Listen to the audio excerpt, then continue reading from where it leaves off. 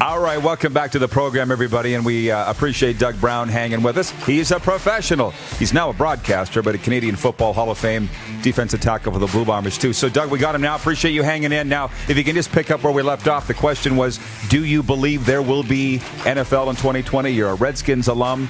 What do you think? I don't think there's anything that can really stop the juggernaut that is the National Football League. So, this isn't a big enough deal for them to, I don't think they've made any concessions for shortening a season. For them, having stands in the having fans in the stands, I don't think is a major issue one way or the other.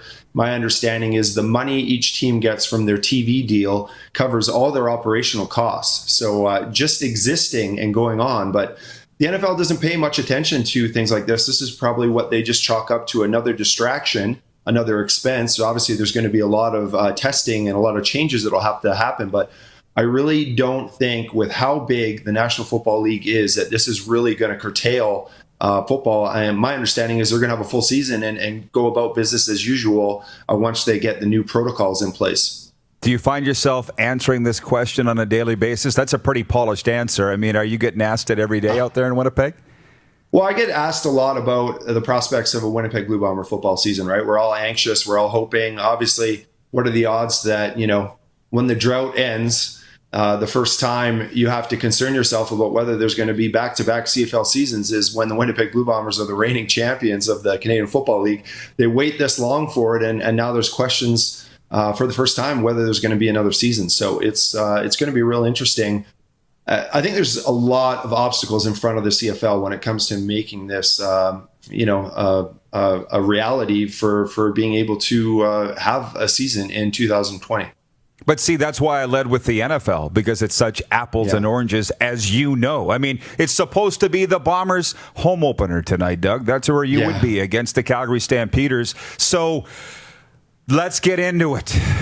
We were trying to get away talk NFL because it's not as depressing as what's going on in the CFL. I mean, you're alum, but you're working in the league now on the Bomber Radio, so you must have a lot of thoughts on this, and you see it from all sides. Yeah, it's just super tough. The league is not prepared for this challenge. Nobody saw this coming, I don't think, outside of January, February, and that's certainly not enough time to revamp your business model to accommodate the restrictions that come with such a pandemic. So it's really, really difficult for a CFL and the business model they currently have to be viable under such restrictive conditions. So you can't have people in the seats, or you have limited numbers of people in the seats. That really affects your revenues. I mean, even the single first obstacle or challenge of bringing American players into Canada, whether they self-quarantine in the US before they come up here, or when they bring them up here, they're going to isolate them. They're going to have hub cities. Everything I see dollar signs and expenses that really I don't think the existing business model in the CFL can account for. And there's just so many obstacles, so many hurdles. It's very depressing the closer we get to this deadline, self-imposed deadline, where the CFL has to make a make or break decision on the viability of the future season. But what about the current CFL business model? Because, Doug, I know what Canadian defensive tackles make. As a matter of fact, Scott Schultz would tell you the most important position on the team. Hard to find. It all starts in the interior of the D-line right there. Disruptive. Torrey's nodding his head over here like a bobblehead. So you got paid. So I'd like to know, versus a U.S. rookie who's not, what do you think about the current business model of the CFL? Does it need to change at all for long-term stability? Well, yes and no. You look around Saskatchewan and nothing needs to change. Not a lot of things need to change in Winnipeg. Not a lot of things need to change in Edmonton. But it's, the challenges have always been, I think, in those cities where they just don't have the same impact and the same voice and the same presence. It's one of those situations where, those kind of things are weighing the league down heavily right now, right? Having those problems on your debit sheet in terms of some of the franchises in the CFL, they only get bigger when you throw in a variable like this into the mix. All of a sudden, it's the teams, it's a franchise that were already having problems in perfect conditions that gets magnified, I think, when you throw a corkscrew like the coronavirus into a situation right now with the CFL. So in terms of getting away, I mean, everyone would love a bigger TV contract and would not have to count on having participation at the games. But, now you're starting to talk about changing the identity of the Canadian Football League and what it is, right? It's the passion, it's the rivalries, it's the people in the stands, it's the different experiences you have when you attend games across the country. So I don't think a lot of people want the business model to change. I think they just have to continue to work on those sore spots that make these adverse situations so much worse when you have already existing problems, and then you're throwing this curveball. It makes it almost super difficult to recover from. You're talking about tweaks, maybe, not a massive reset. Yeah. Frenzy, you got your finger up. Did you have a question for Doug? Because I could go on with him all day. Do you have a question for Doug Brown, Frenzy? Well, I just want to say, Doug, I thought you had a great football team there last year. I know a lot of fans in Winnipeg, they want to make it 2 in a row. They're very optimistic. I know fans I talk to that we're going to have a league of some kind in September or even maybe in July or August. Is that just being over-optimistic?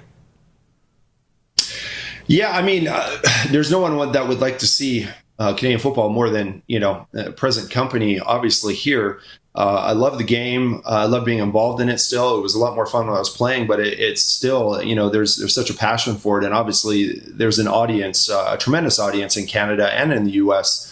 For Canadian football. But I just see too many barriers. I want to be optimistic. I think any degree, any amount of a season, truncated as it is, if it's shortened, it's still CFL football. Some CFL football is better than no CFL football. But every single obstacle, I see the dollar signs behind it, from testing, from putting teams up in hub cities, more testing, no fans in the stands. It's just, to me, with the limitations the Canadian Football League already has, it almost seems insurmountable. And it's totally depressing because you don't want to take a year off. Granted, on the bright side, I guess that would make the Winnipeg Blue Bombers the reigning champions back-to-back. But nobody wants that, including the football team. They want to go out there and earn an opportunity to defend that championship. And the deck is just stacked against the Canadian Football League right now, let alone the problems you see in terms of communication from the Randy Ambrosi and the CFLPA. Another one for you, Doug, because I'm with the CFL will be back. We didn't build these beautiful stadiums to sit there empty. I think that's the one thing people need to realize. There will be a CFL, but how's it going to look? And I had Jamarcus Hardrick here on Monday, and he just extolled the virtues of Zach Collaros. And believe me, we know him. Were you with him in Toronto? No, you didn't coincide. But I know him really well. Right. Yeah, like all this is doing is allowing Zach to heal.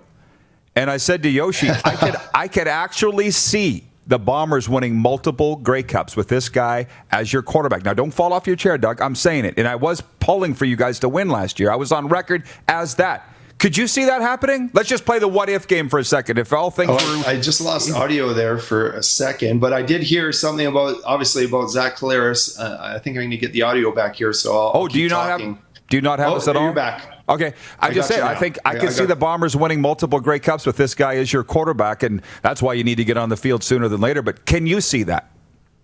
Yeah, you know what? What's different about Zach Collaros playing in Winnipeg is he's got one of the best offensive lines in the CFL. He's got a fantastic running game. He came into a system where they didn't depend on the quarterback to throw the ball 40, 50 times a game and beat teams with his arm. Winnipeg has had a history, especially in good years, of playing very good defense. We obviously saw that in the Grey Cup and last year with the Winnipeg Blue Bombers. So you add all these factors together, having an outstanding defense that turns the ball over, having a very balanced attack offensively, having an offensive line that keeps you really clean and getting the football out of the quarterback's hands. These things all add up into Zach Collaros playing for the Winnipeg Blue Bombers and looking like a guy that not a lot of teams saw when they had him on their roster. So obviously you add into the mix, as you just mentioned, that all this time off, it's not great for CFL fans, but it's definitely good for his health, right? And we know that. And it should be a very refreshed and younger feeling Zach Collaros by the time this season does get started. No kidding. And motivated. He'll find some motivation because you know how Zach is something to be mad about. Let me just say this, Doug. Can you please speak for yourself, but also Bomber alumni, the city of Winnipeg, just what it meant to bring it home the way the guys did? Because you've been around the whole time, man. How did it feel? It was disbelief at first. Obviously, you couldn't leave your house without understanding the impact. It's funny, Andrew Harris actually lives on the same street that I do. And my neighbors went over into his driveway and they celebrated. Nobody called the police. There was no trespassing or anything like that.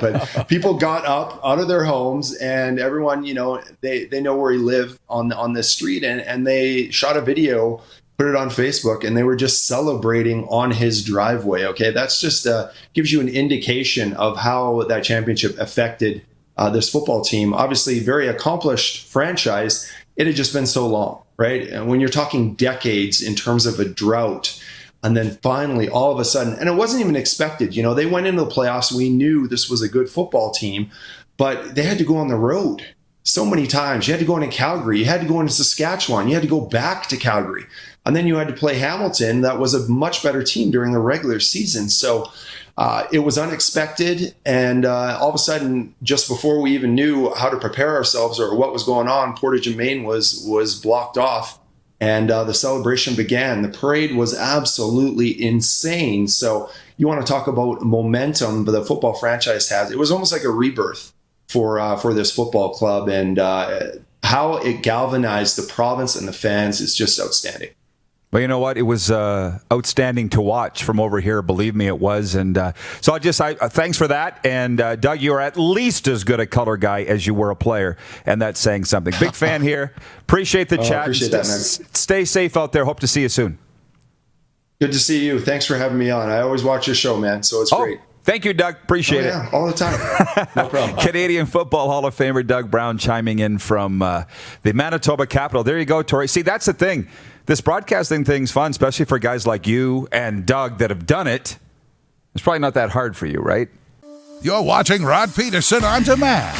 For more of The Rod Pedersen Show, visit rodpedersen.com or follow Rod Pedersen on social media.